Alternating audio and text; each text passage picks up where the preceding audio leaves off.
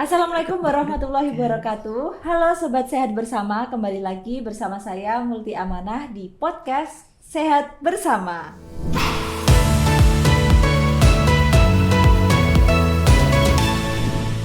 Bagaimana kabarnya Bapak Ibu? Saya harap dimanapun Anda berada, semoga kondisinya baik-baik saja ya. Pada podcast kali ini nanti kita akan membahas hal yang menarik, yaitu apakah faktor psikologis itu bisa berpengaruh pada kondisi kesehatan fisik seseorang.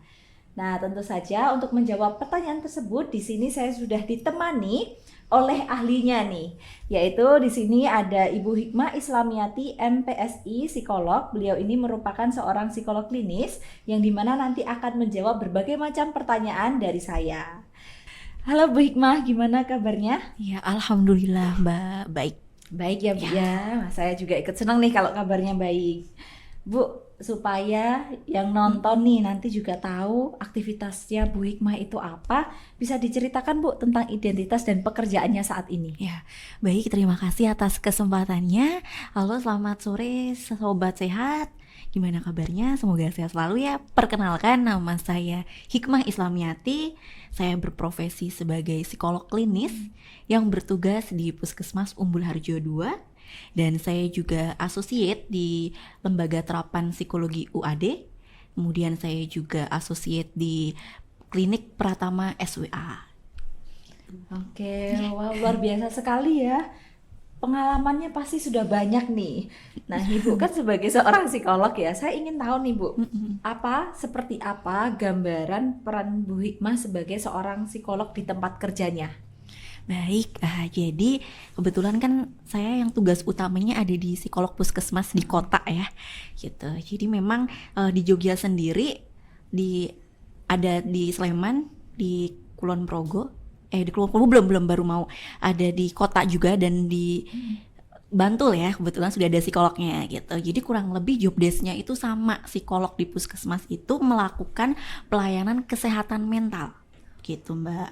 Ya, jadi kesehatan mental di sini yang membedakan dengan psikolog-psikolog yang ranahnya ada di tempat kerja lain gitu ya, itu adalah kalau di puskesmas bersifat preventif, yaitu pencegahan. Jadi bagaimana sih kesehatan itu tidak terlanjur parah gitu, gampangannya seperti itu. Jadi nantinya pelayanannya kebanyakan berupa edukasi, konseling begitu. Oke, yang dimana nanti berdampak pada kesehatan mentalnya ya Bu ya? Iya, betul sekali. Ngomongin soal kesehatan mental nih Bu, kan banyak nih orang yang berpendapat bahwasannya kondisi sakit secara fisik orang itu bisa dipengaruhi karena faktor psikologis atau karena pikiran gitu.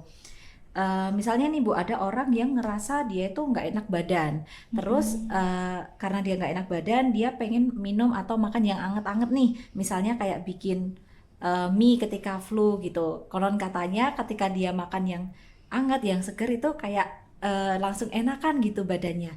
Nah, memangnya apakah ada faktor Bu secara psikologis yang itu berdampak nantinya pada kondisi kesehatan fisiknya?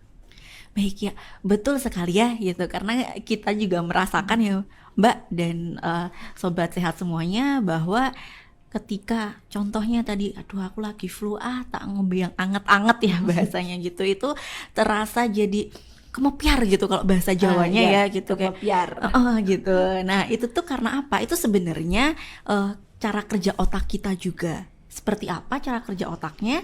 Jadi dalam tubuh kita ini kan terdapat beberapa hormon ya, gitu. Nah salah satunya itu ada hormon dopamin dan serotonin. Itu biasanya dua hormon itu yang mengendalikan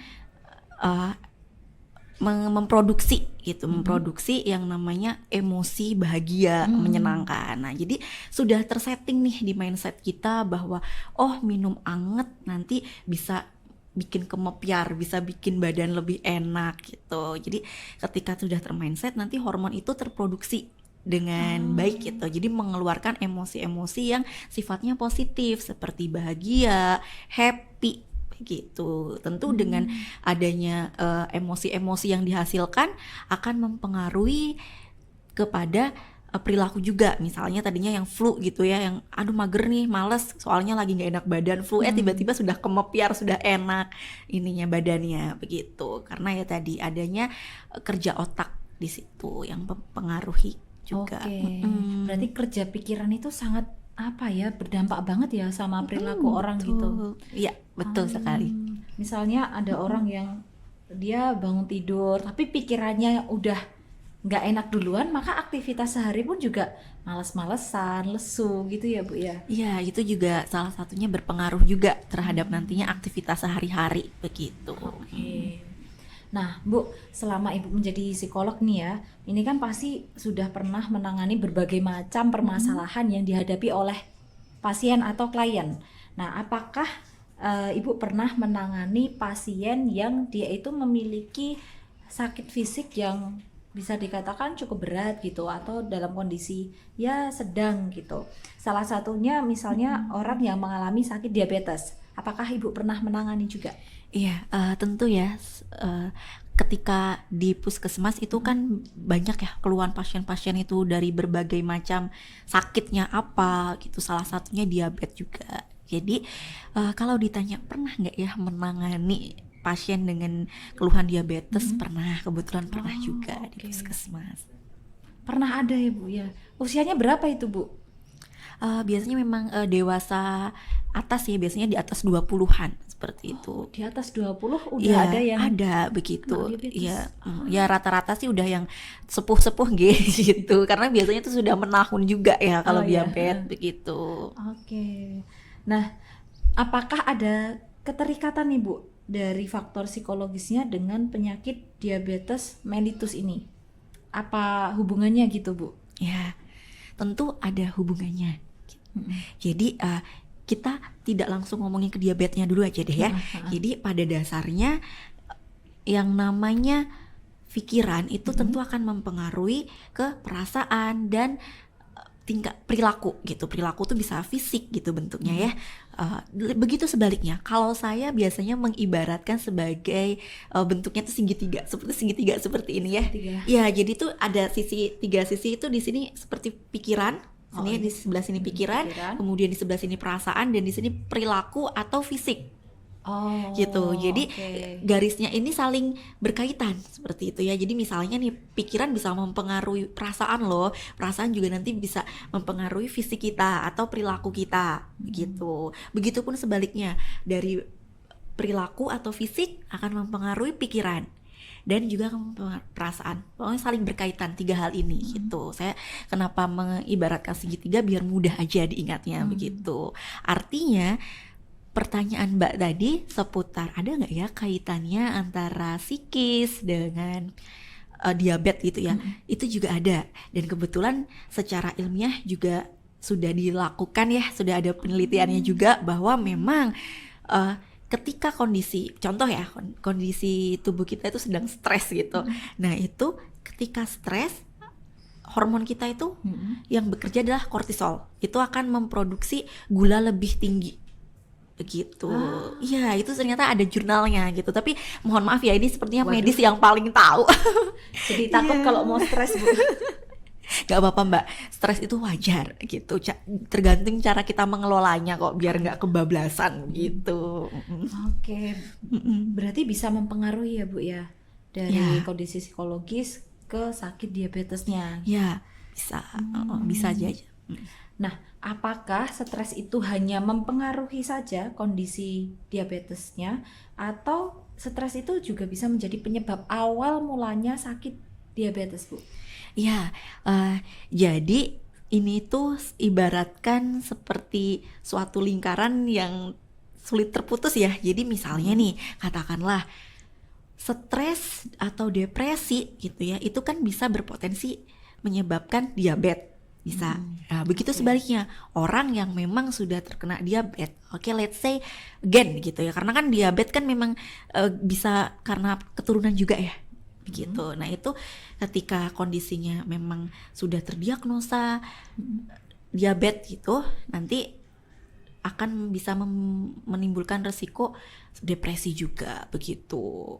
Jadi bisa saling berkaitan begitu. Oke. Tergantung kondisi masing-masing juga gitu. Dan tadi sudah dijelaskan secara ilmiah juga ya, gitu. Ada pembuktian secara ilmiahnya bahwa misalnya nih ketika badan kita sehat nih, badan kita nggak apa-apa nih gitu ya, tetapi tadi stres memicu kortisol, jadi gula darahnya naik. Begitu sebaliknya, misalnya kita kayaknya stresornya ringan-ringan aja nih gitu, tapi karena diabetes itu kan produksi hormonnya juga berubah lagi gitu, nanti akan bisa berpotensi untuk menimbulkan depresi juga. Wow, jadi harus bisa mengelola stresnya dengan baik ya Bu ya. Betul sekali. Oke.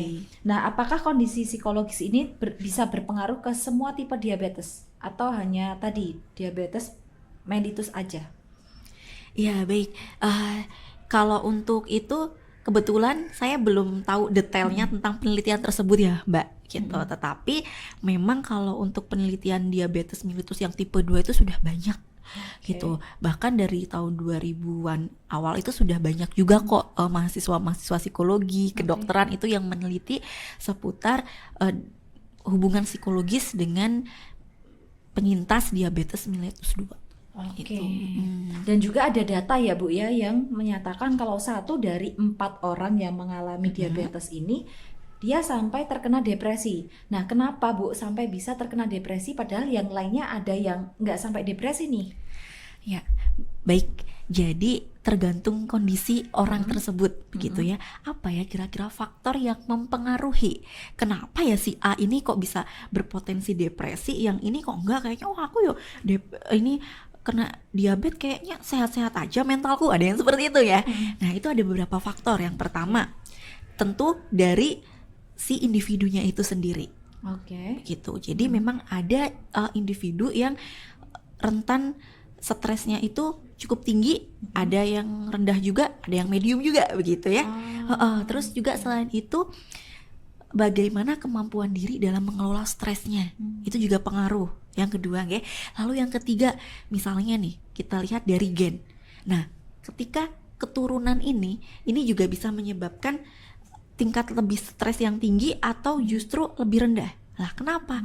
Oke, let's say misal bisa dikatakan lebih tinggi ketika itu gen karena kan mungkin sudah lelah melihat orang tuanya atau ayahnya atau ibunya atau saudaranya itu secara menahun diabetes, nggak sembuh-sembuh. Itu kan sudah lelah duluan ya mentalnya. Ternyata yang bersangkutan terdiagnosa diabetes juga. Itu kan stresnya jadi semakin tinggi gitu. Lalu bisa dikatakan lebih rendah ketika apa? Ketika pertahanan tubuhnya itu sudah mulai bersahabat dengan stresor yang ada.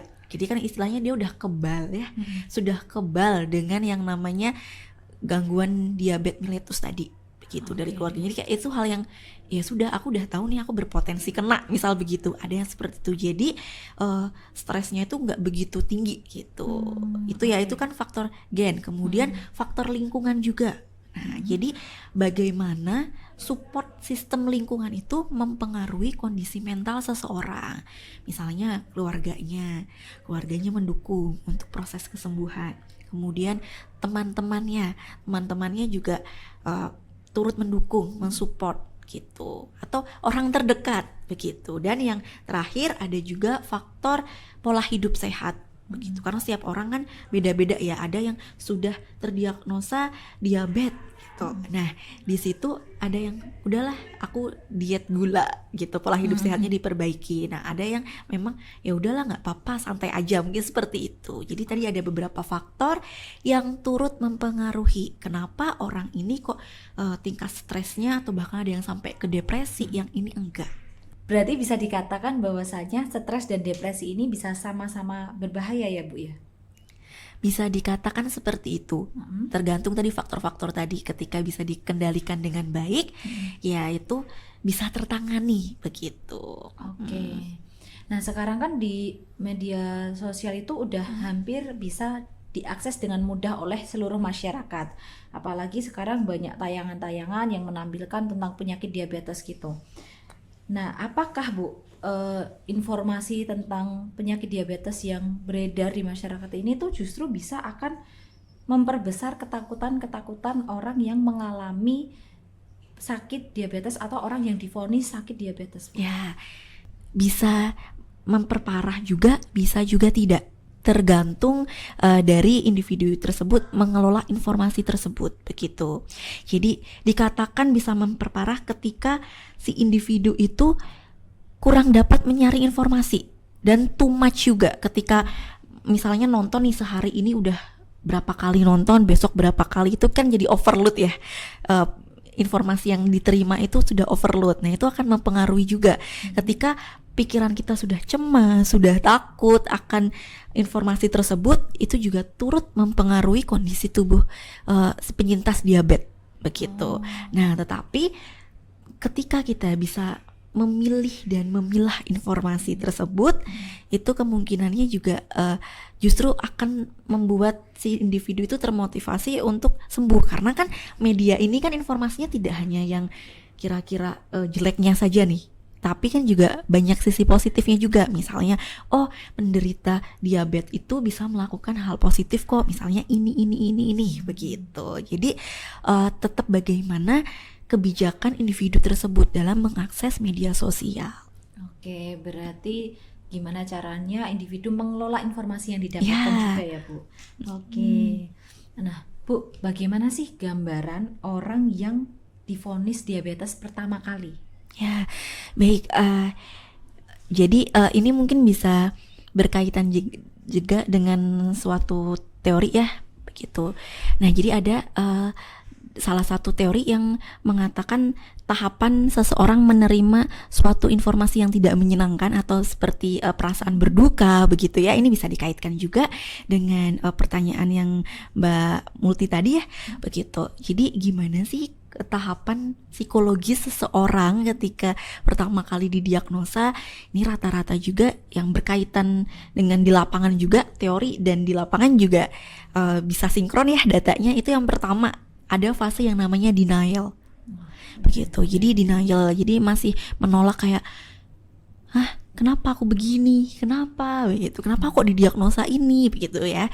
Kemudian ada fase yang namanya anger, jadi kemarahan di situ. Jadi kayak kemarahan bisa sama Tuhan, bisa sama diri sendiri, menyalahkan diri sendiri atau menyalahkan lingkungan. Tapi di situ ada fase yang namanya anger, marah, begitu. Kemudian ada fase diskusi, maksudnya diskusi itu sama diri sendiri ya, gitu. Jadi kayak ngobrol sama diri sendiri, itu kayak diskusi, ini aku baiknya gimana ya, aku sudah terdiagnosa ini, aku seperti apa. Jadi kayak ada self talknya sama diri sendiri, begitu.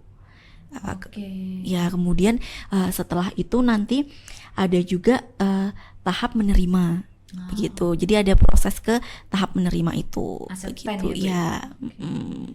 Bagaimana, Bu, cara psikolog untuk membantu penderita diabetes untuk mau mengubah gaya hidupnya? Bukankah semangat untuk sembuh adalah timbul dari diri sendiri gitu, Bu?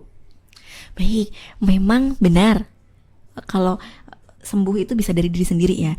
Nah, bagaimana peran psikolog untuk mengatasi hal tersebut? Tentu yang pertama edukasi ya, gitu. Jadi saya khususnya ya mengedukasi pasien tentang pola hidup sehat, begitu. Jadi bisa dicontohkan dulu nih, oh kalau orang yang sehat itu manfaatnya begini, begitu.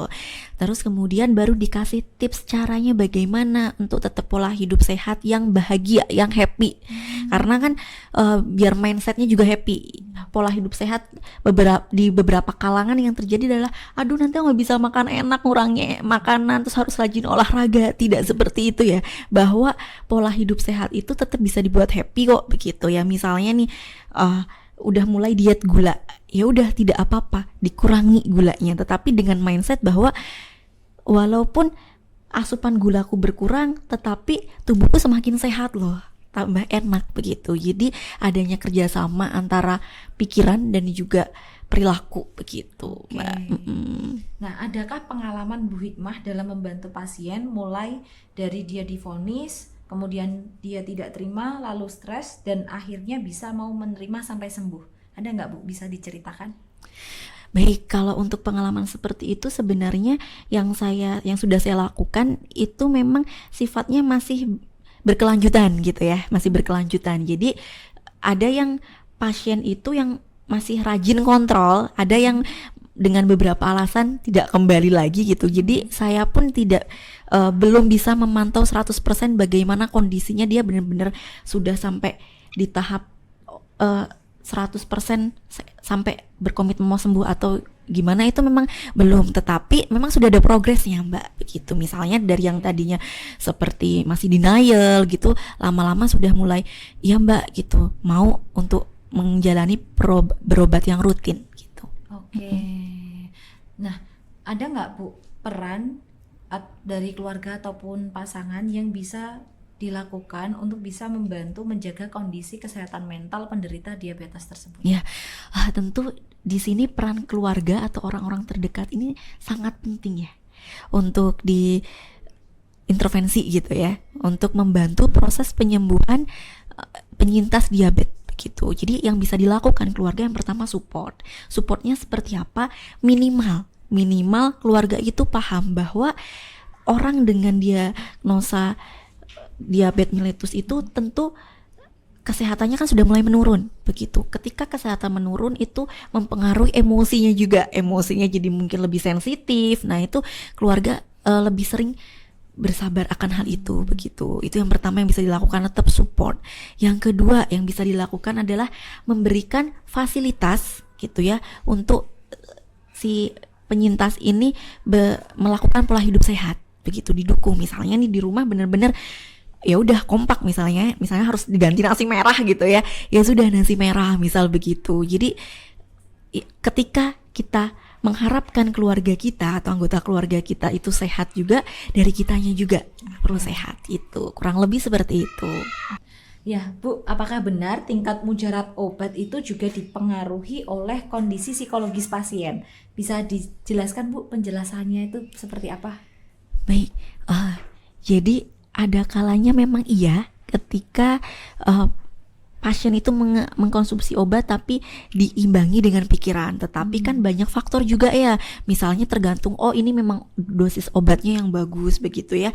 Jadi memang saya tidak berani mengatakan yang paling mujarab itu pikiran, karena kan beberapa faktor ada yang mempengaruhi juga gitu ya, misalnya dari faktor lingkungannya, faktor obatnya itu sendiri. Tetapi saya bisa katakan bahwa ini iya bisa terjadi gitu loh, ketika sudah rutin berobat tetapi diimbangi dengan mindset yang positif begitu. Jadi misalnya nih kayak aku sudah minum obat ini tetapi sebenarnya badanku masih terasa sakit begitu ya. Pola pikirnya itu diubah, misalnya kayak oh iya badanku sakit tetapi aku masih bisa menghirup udara yang lain kok yang segar gitu. Jadi ternyata aku masih punya sisi sehat loh gitu walaupun badanku sakit misal begitu. Jadi itu turut membantu kesembuhan juga. Oke Bu, terakhir nih Bu pertanyaannya ya, jadi apa pesan Bu Hikmah untuk sobat sehat untuk bisa hidup lebih sehat diawali dari pikiran? Ya, baik. Pesan untuk sobat sehat semuanya bahwa tadi sudah kita perbincangkan kalau mental kita itu turut mempengaruhi kondisi fisik kesehatan kita. Sehingga yang bisa dilakukan adalah buat sobat sehat semuanya adalah jangan lupa untuk mengubah pola hidup menjadi lebih sehat, yaitu pola hidup sehat secara fisik maupun mental dan sosialnya juga begitu. Jadi agar saling kesinambungan begitu, dan jangan lupa mempergunakan sosial media dengan yang lebih bijak gitu ya, manfaatkan smartphone-nya bahwa banyak kok cara-cara untuk memulai hidup sehat dari sekarang. Ya, jadi sobat sehat ternyata banyak sekali hal yang akan mempengaruhi kesehatan kita. Oleh karena itu kita perlu menjaga kesehatan baik dari pikiran, perasaan dan juga kesehatan tubuh kita. Saya mengucapkan terima kasih kepada Bu Hikmah yang sudah mau memberikan ilmunya untuk saya dan juga sobat sehat semua. Dan sampai jumpa di podcast Sehat Bersama selanjutnya. Jangan lupa subscribe, like, dan komen.